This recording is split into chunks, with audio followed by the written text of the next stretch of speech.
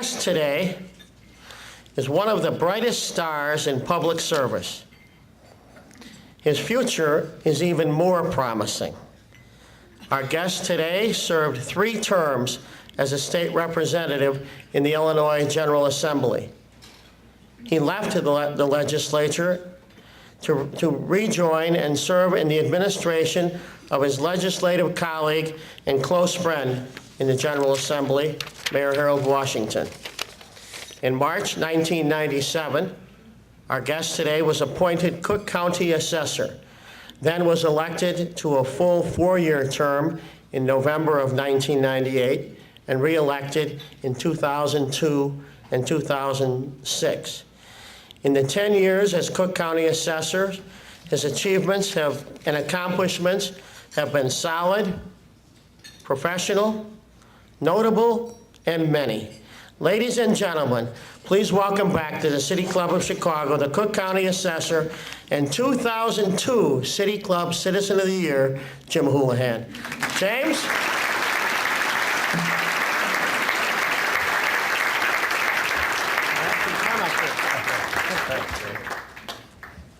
Thanks, Jay.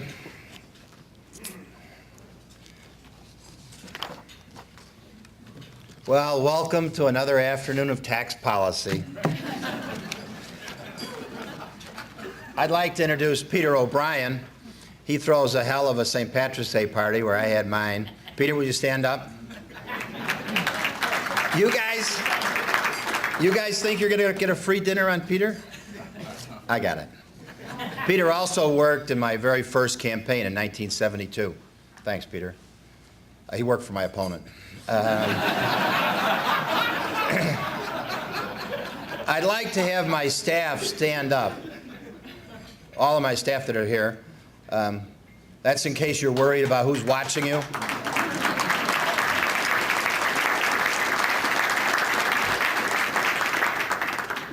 This is my 4th time speaking to the City Club. So, Paul, I expect a little more than a coffee cup. Paul Green.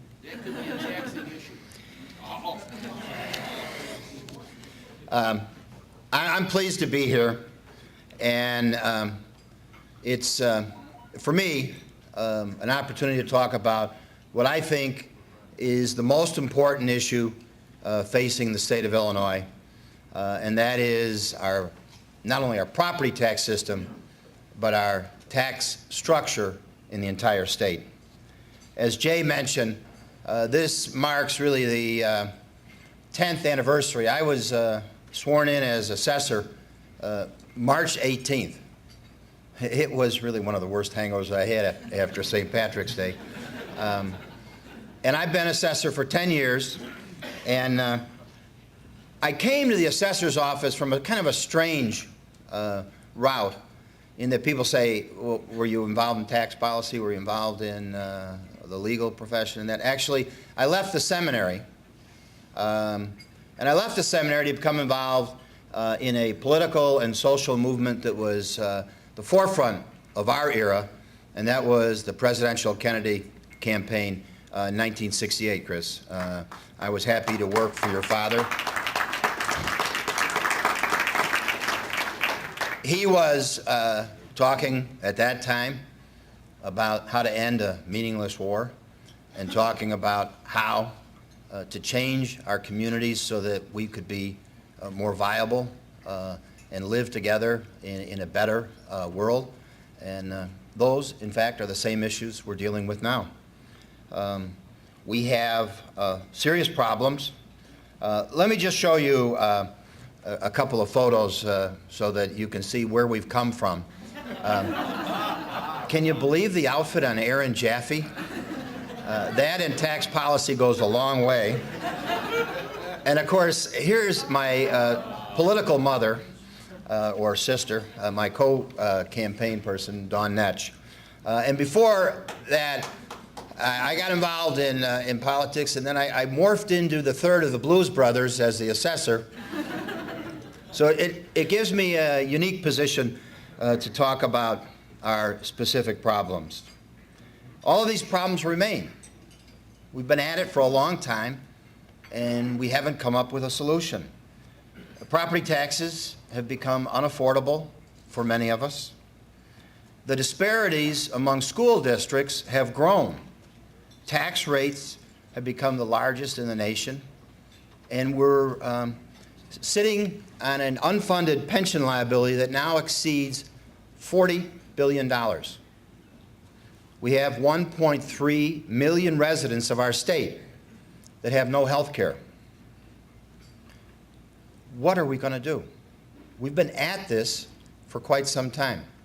Well, I'm happy to tell you that we have been successful in attacking one aspect of the problem, local property taxes.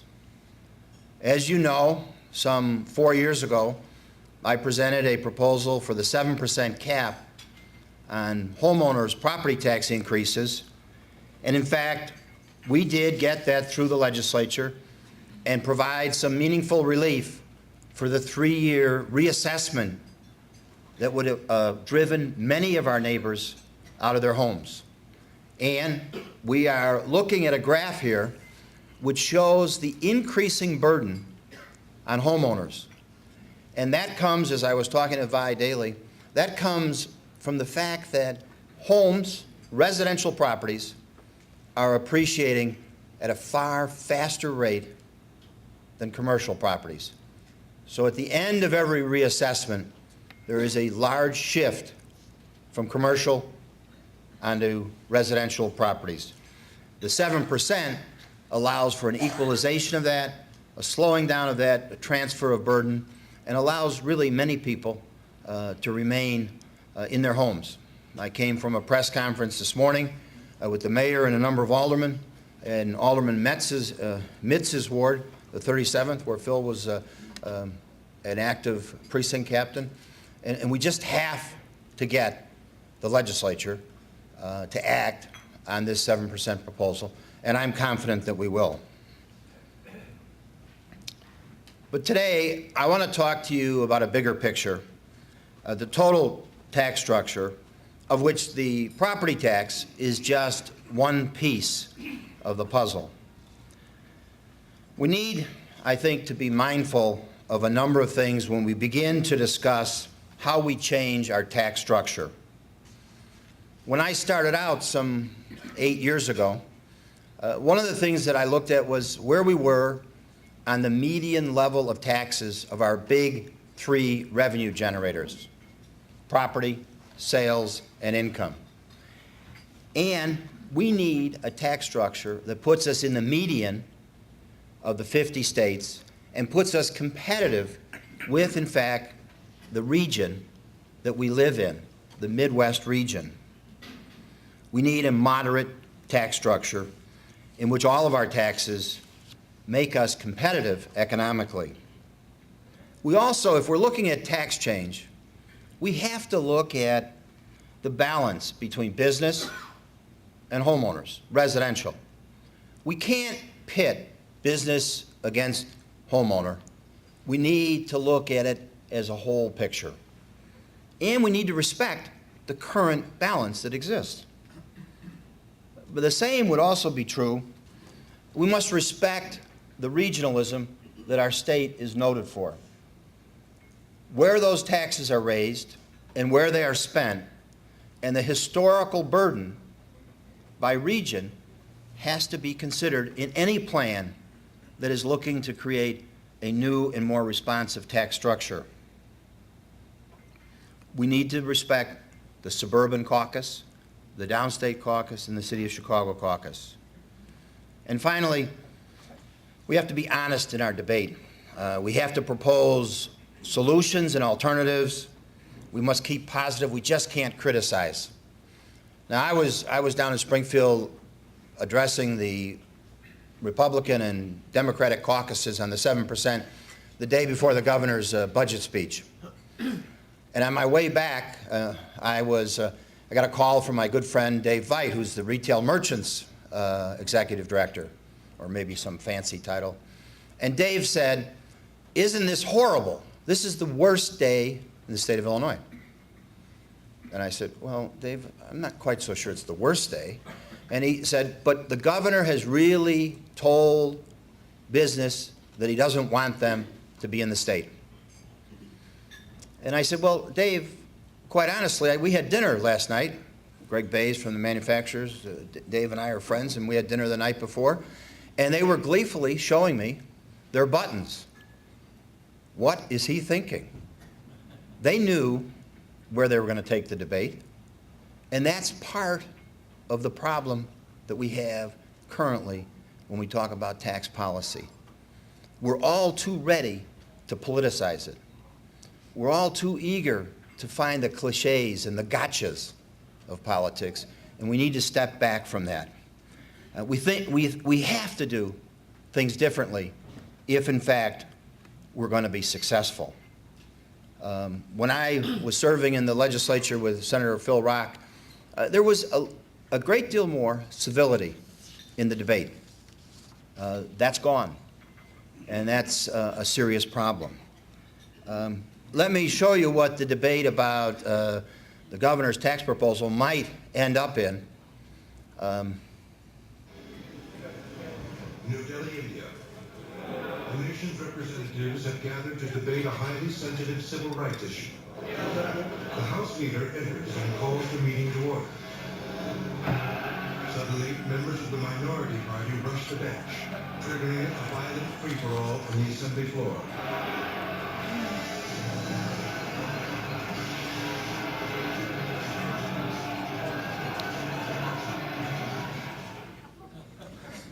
Can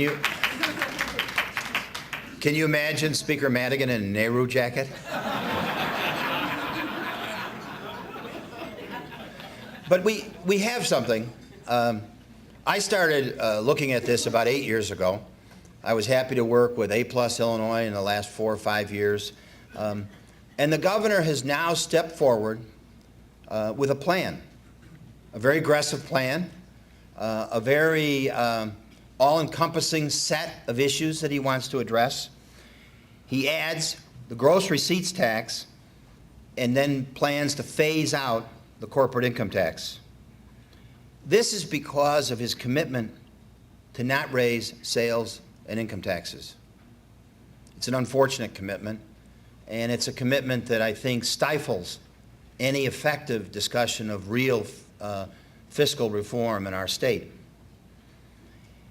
He then raises most of the new dollars for all of these programs that he wants to finance from a very, very aggressive gross receipts tax. The result of this is that the burden is shifted from individuals to business. Of course, in the ensuing debate, there are a lot of arguments, and you see it, if only business had been as creative about solutions as they were about arguing against gross receipts, I think we'd be further along. The energy that has gone into the criticism, had it been placed on positive proposals, might have been much more helpful. But what has happened, in fact, we'll take one argument. Business community will say, you know what? This is terrible. We're all going to be driven out of the state. And then in the next moment, they'll say, and this is even worse, because every bit of this tax is going to be passed on to the consumer. Well, if every bit of the tax is going to be passed on to the consumer, then there's going to be no added burden to business. So you can't have it both ways. You've got to argue more honestly about these issues. The governor recognizes there's a problem, but it seems like he's only gone to the first level or the first class of the session. I was with the mayor, and I'm pleased to announce that the governor on his tour around the state is making a lot of headway. The only problem is I learned that Frank Cruzy is his bus driver, and I think he's in for some trouble. He recognizes in this first class that there is a certain problem. When you talk about the swap, you talk about raising individual personal taxes, and then you talk about raising the corporate income tax proportionately. He recognizes that only 20% of the corporations pay any corporate income tax. And that's wrong. And particularly if you raise the amount you raise from that 20%, that's unfair. That's a peak in tax burden that is disruptive to good economic theory. You shouldn't distort the tax structure shouldn't distort business decisions. Of course, I did read Sunday in Capital Facts that the governor has raised the limit on small businesses from 1 million to 2 million. And much like the business community, Greg, he now argues that this is a wonderful tax because 80% don't pay it. Whereas the corporate income tax was a terrible tax because 80% don't pay it. You've got to be more honest in the discussion about tax policy if we're going to be successful. Now, there's another proposal. Senator Meeks is the sponsor, House Bill 750. It increases the educational funding. It reduces the property tax. It increases the income tax. And it does broaden the sales tax. Keep in mind, we have a very narrow base on which the sales tax applies. We have a very high rate, but a very narrow base. But because it relies upon the sales tax and the income tax primarily, it shifts the burden to mostly individuals. And as Senator Diller will tell you, in the last Edgar swap, one of the things that came up in the Senate was, wait a minute, we're giving property tax relief, of which a bulk of it goes to business. And we're raising taxes, of which the bulk of it comes from individuals. We don't want to do that. Legislators balked at that idea. Neither of these proposals keep in mind the necessity to have a balance, to look at what is the share that business should have, what is the share that individuals should have, and what is the total amount that should be spent. We need a tax structure that is more reflective of today's economy. It has to be more progressive, certainly on the individual.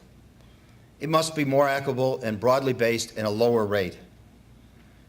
As I said, over the last 8 years, I've worked on this because as I came into the office, it was obvious the property tax system was a huge problem. Classification in Cook County was a major issue. They were problems that we couldn't solve without looking at the most serious problem in the state of Illinois, and that is the inappropriate way that we fund schools. Many have argued, and you've seen a series of reports, committees and commissions that have discussed the problem of school funding. The over-reliance on property taxes is excessive. So we need to make a change in the total tax structure, and I felt as assessor that it was my burden to make at least a beginning effort to start the conversation. Little did I think it would be another 8 years before we were at the table. I began with the suggestion that we increase the income tax. We expand the earned income credit so it is less regressive. We increase the exemption so the progressivity is in the entire base. We broaden the sales tax into services, and then we concurrently lower the rate, because as you broaden the base, you are able to lower the rate and actually raise additional dollars. In this plan or proposal, we would raise sufficient revenue to reduce the property taxes by 25%. We would have an additional $1.6 billion in new money to spend on the adequacy of education. This would put us in the median, looking back on that old slide we had, of where we were with our other state tax structures in this Midwest region. After a great deal of discussion, I realized that I was doing the same thing and looking at an increase in the corporate income tax, and that increase in the corporate income tax was only placed on those who paid it, which was a small percentage of the total base of businesses. Now, even granted for the S corporations and those partnerships that pass through all of the income, there are a great number of corporations that are not under the incidence of tax in Illinois. Now, that doesn't mean that we suggest that they are a fraud. That doesn't mean that we should attack them. It means that they are legitimately using the tax structure, but there's no tax on them. To raise, then, the corporate income tax on those who are paying exacerbates the inequity of the system. So as I looked at that, I realized that we needed to find a more equitable way to raise the necessary funds to provide property tax relief and school funding reform. Corporate income tax increase wouldn't get you that much money and would not be fair to those who are paying it now. After a series of discussions, and many of them with business leaders, I proposed what now has become the worst thought in the world, a gross receipts tax. But coupled with that gross receipts tax, I offered an elimination of a varied business taxes and the elimination of the sales tax. The major points of this proposal that we were discussing was that we would, in fact, reduce property taxes by 25% or $4.5 billion. We would increase the educational foundation level. We would fundamentally change the school aid formula. And let me just, for a moment, speak about the school aid formula. We have a system that over time is backwards. Senator Berman will tell you we start at the wrong place. We tell the local community to raise the bulk of the funds, and then the state will try to equalize. Because the state does an inadequate job at that, we don't equalize funding. And we overburden the local property tax owner. The local property taxes pay anywhere from 55 to 70% from local property taxes, and 55 to 75% of your bill goes to local schools. We need to change that. We need to start from a different approach. The state should be the primary funder. The state should make a large individual grant to make sure that every child has an adequate educational opportunity. And then local control comes in when the local communities decide to add on to that. In that fashion, we can cut down the tremendous disparity that exists. Well, the revenues raised in the proposal that I was in the midst of when the governor made his budget announcement would provide a single, broad-based business tax and a progressive income tax, keeping the balance about the same, keeping the regionalism protected, and providing enough money for the state to start as the primary funder of education. Unfortunately, this is the place where gridlock begins. When you start talking about raising funds, then you talk about what else has to be done. Now we're not just talking about school reform, we're talking about universal health care, we're talking about the pensions. This morning the mayor was talking about the transportation problems, all of which are serious problems with our state. And as soon as we begin to talk about changing the structure or raising a tax, everybody steps up to the plate and says, we have to do this. That's what causes, in my mind, gridlock. So I think we need to step back and we need to separate the issues. We need to look at, got 2 page 13s. Greg Bays, were you up here?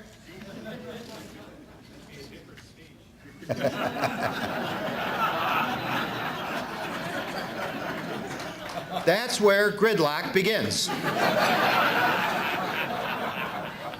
Would it be positive? We need to look at tax reform in and of itself. Whether we raise any additional dollars, we need to look at the structure itself. And we need to recognize that over the last 150 years, the economy has been driven by a number of different forces We've had the property in manufacturing and consumer goods and service and information technology. And we now have the service industry, which is a great portion of our economic activity. But we have in this state a revenue system that is based on property and consumer goods primarily. We need to move to a 21st century structure and something that connects the tax structure with, in fact, the economy and takes full advantage of the strength and the breadth of our state's economy. So we need to look at something that is more reflective of the energy, the economic energy of our current economy. Secondly, whether we raise or spend more money for education, we need to look at the formula. As I said, we've got it backwards. Whether we spend an additional dollar, we have to cut down on the disparities that exist between children in Lansing and children in Northfield. We need to avoid having Education Weekly call us the worst state in the world, in the country, because of the discrepancies of educational funding. And that does not mean we should take money away from those that are well-funded. That means we have to raise the floor. We need to make that change. It's criminal. When we look at the south suburbs and we see tax rates that are sometimes 3 times that which is in the north for school funding, and yet they spend a third on the educational opportunity of their children, that's just plain wrong, and we got to make that change. So we need to do that. Then, once we've addressed the tax revenue raising vehicle and the school funding formula, then we can discuss how much we should spend and where we should spend it and what are the state's priorities. Then we can look at, in the legislature, with the governor and the mayor and the president of the county board and the mayor and the president of the DuPage and all the local elected officials, what do we, as a community, want to fund as our first priority? We can then begin to look at those priorities and list them, and then list them according to what funds we have to be able to be sufficient to make them a reality. If we can work on these issues separately, I believe we can have some progress. Now let me close with 2 thoughts. First, we have to pay attention to all of the political realities. We really can't start out ignoring the fact that we have regionalism in the state. We can't begin the quest and say that we can put all of the burden on business. That's not good for the state. We have to pay attention to who pays and who gets. And whatever we do has to respect, for the most part, these historical differences. It doesn't mean we don't make changes in them, but it means we have to respect the legitimacy of where we're coming from.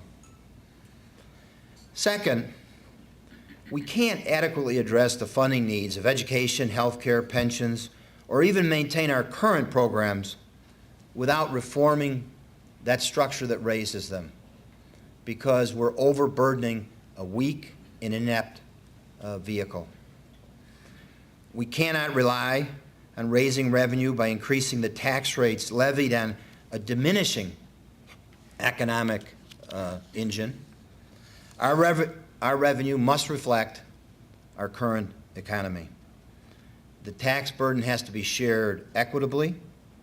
Everyone should pay their fair share, and no one should be overly burdened.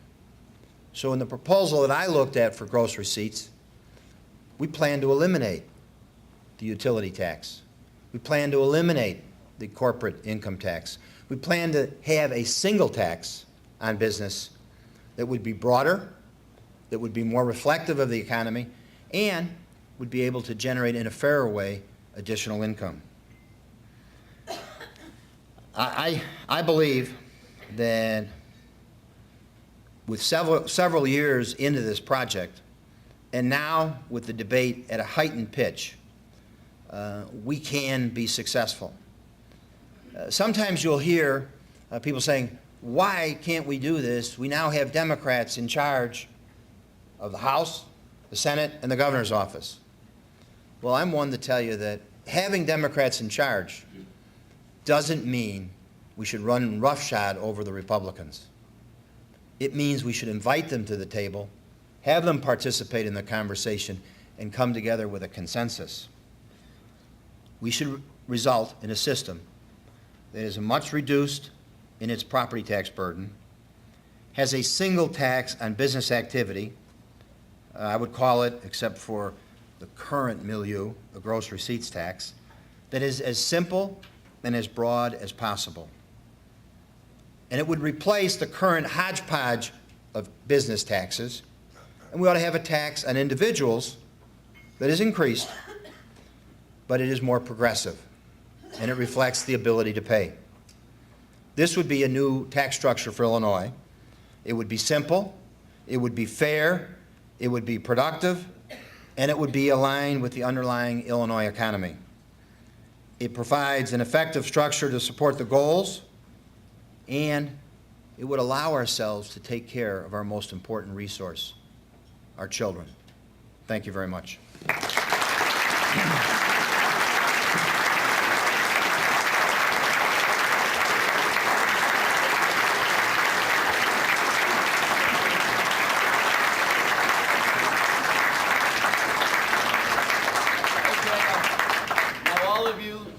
For the assessor stand by. Any question? We have the microphone there.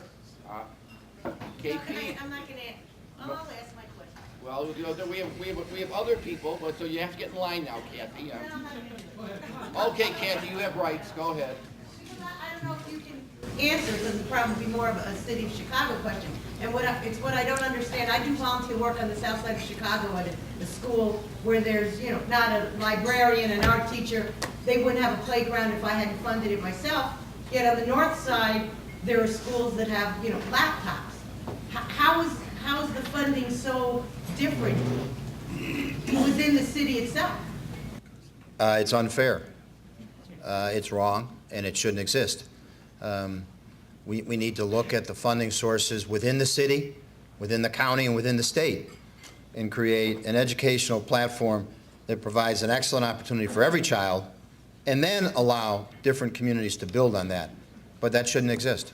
But then part two, I have no children, but let's pretend I was a wealthy parent in the suburb paying a huge amount of taxes. Wouldn't my feeling be that since I'm paying so much, I have a right to a better education for my children? That's correct. That's correct. And in this plan, which I'm talking about, we would make sure that the state meets what are the standards for an adequate educational funding, with a small percentage of participation on the local property tax.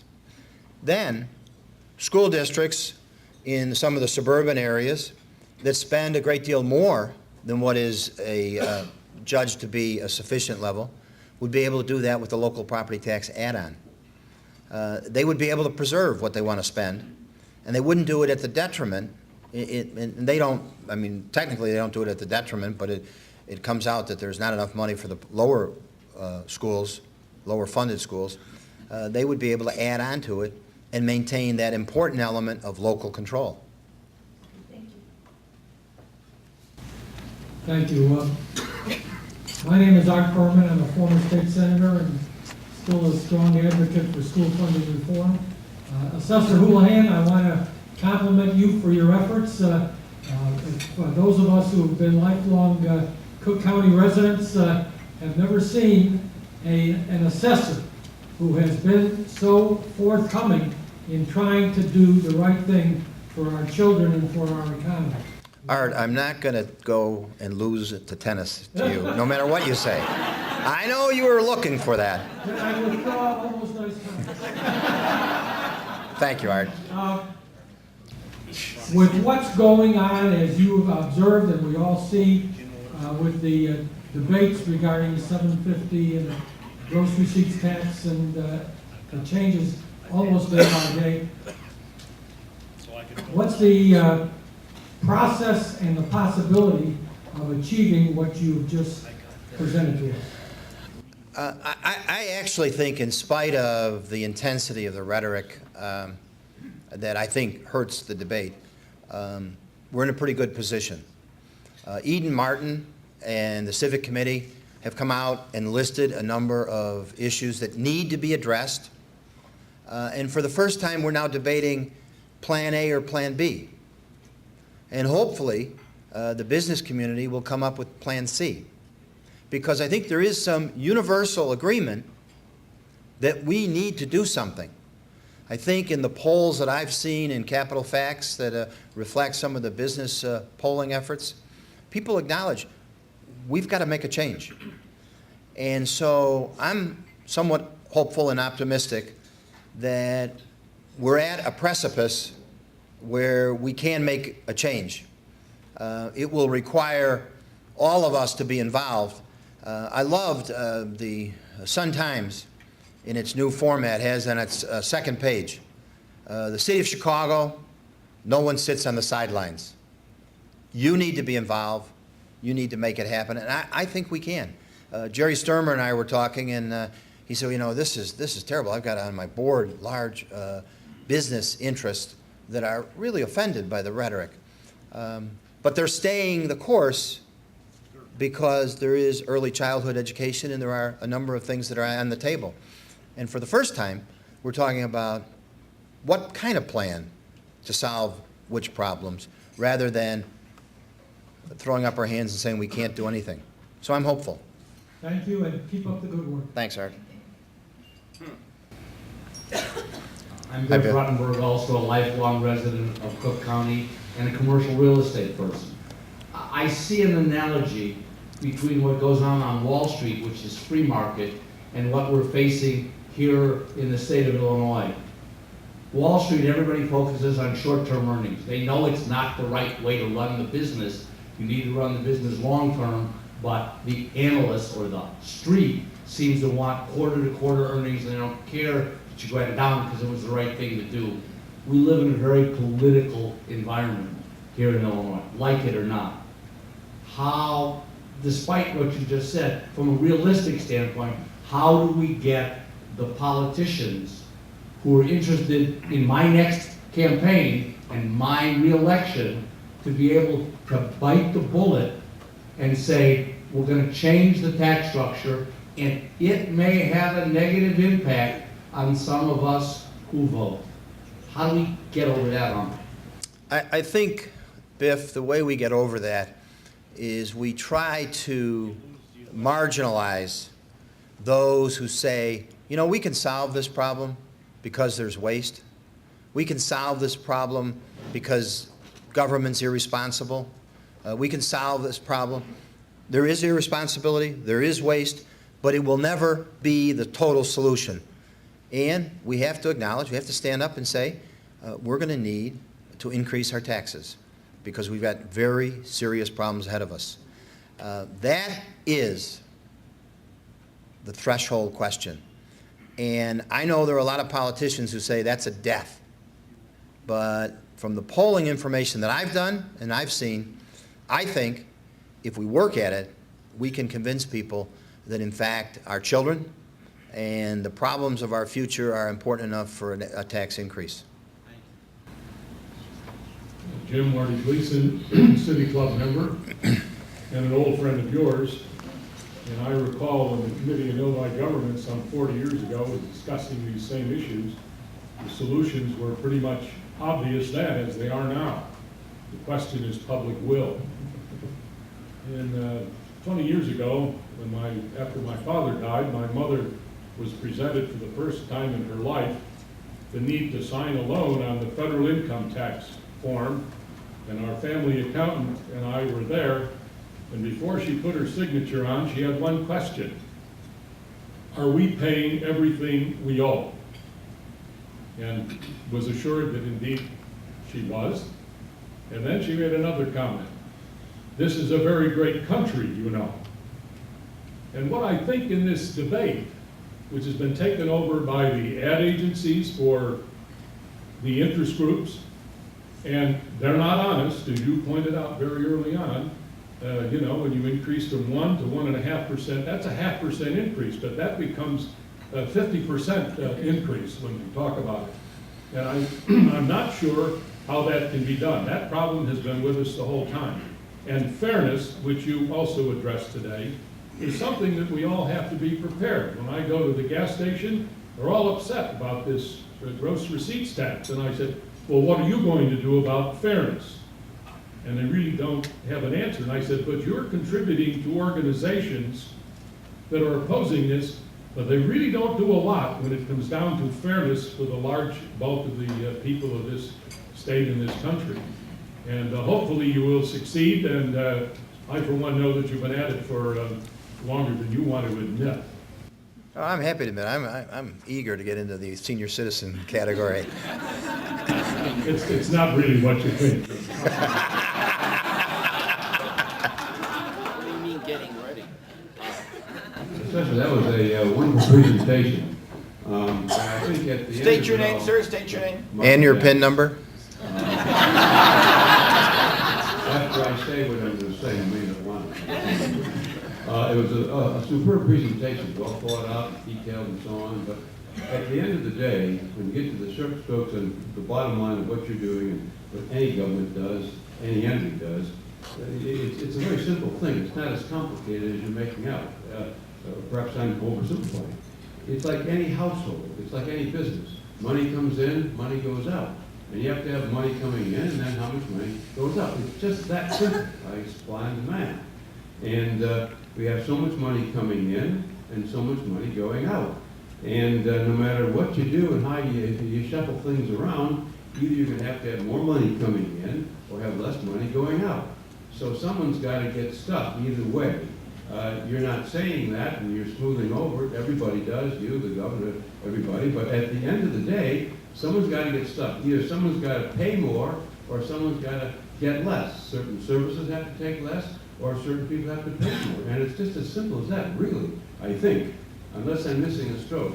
I agree. Let me just, if I may conclude, you shuffle stuff around. I don't mean you, but I guess every government does it, the federal government. You shuffle it around, you make a lot of rhetoric about it, but at the end of it all, you have X dollars coming in, X dollars going out. Someone's got to take it on the chin. I don't see how you can avoid it.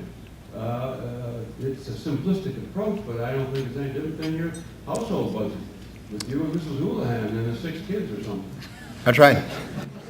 Mrs. Houlihan will be happy to hear that. I agree with everything you said, but there was one aspect of the tone that was reflected in your comment, someone has to get stuck. Think about that. Providing for our children a quality education is not getting stuck. So, Choice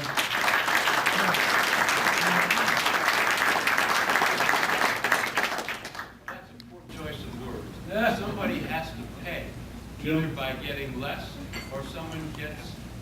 that's correct. That's correct. And the choice of words is very important because the choice of words reflects our feelings and where we're coming from. And so we have to be careful in the debate, whether it's Senator Dillard, myself, Greg Bays as the head of the Manufacturers Association. We have to sit down together and choose our words carefully so that our disagreements don't become so disagreeable that we're paralyzed. Bert? I'd like to explain to you some innovative things that the city has done. We had a zoning reform committee, and I know Bob worked on it. We now have a bonus system that if somebody wants to build a tall, high-rise building, they have to contribute to an education fund. And our education fund is growing every day, and it's very significant, and the mayor is using that money to help the Board of Education build schools.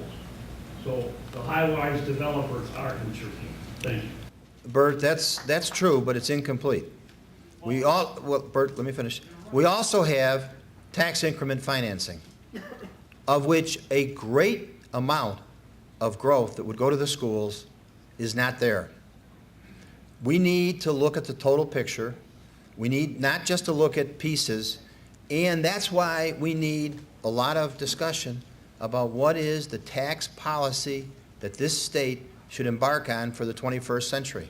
Oh, I think you're absolutely right, but you're missing my point. I'm just trying to indicate to you where the city is trying to help. I think you need a comprehensive plan. I think you're there right on the button, and so I'm asking you, what office are you running for? All right, to close in harmony and in goodness, Mr. Berkowitz. Jeff 15 Berkowitz, seconds. You got Western producer of public affairs, airing every Monday night throughout the city of Chicago on CAN TV, cable channel 21 at 8:30 p.m. Hi, Jeff. One of our former guests. You spoke about education education funding reform, obviously. But what about education reform? Your friend the mayor would like to see many more charter schools. A number of people in the state legislature, for example, State Representative Monique Davis, would like to see many fewer. What about Assessor Houlihan? Would you like to see lots and lots more charter schools, maybe 50% of our public schools, charter schools? I think the answer to that question is the educational system needs competition. We need to have regulations that allow the schools to create the best. We need to, in fact, encourage innovative approaches. So I would favor more charter schools. I would favor, along with funding, needs to be a whole list of reforms and how that money is spent. I remember the last legislative session, the Manufacturers Association and retail merchants and some other business groups put a whole page together in the Springfield Journal about reforms that would be necessary. I went through those as part of A+ Illinois, and I agreed with all of them. My only fear was that after we did those, there would be a second page of what we needed. We need to do reform of the structure. We need to be accountable in how the money is spent. We need to address some of the union work rules, and we need to have more creativity in our schools. But yes, I am for competition, and I am for a better school structure. Thank you. Thank you.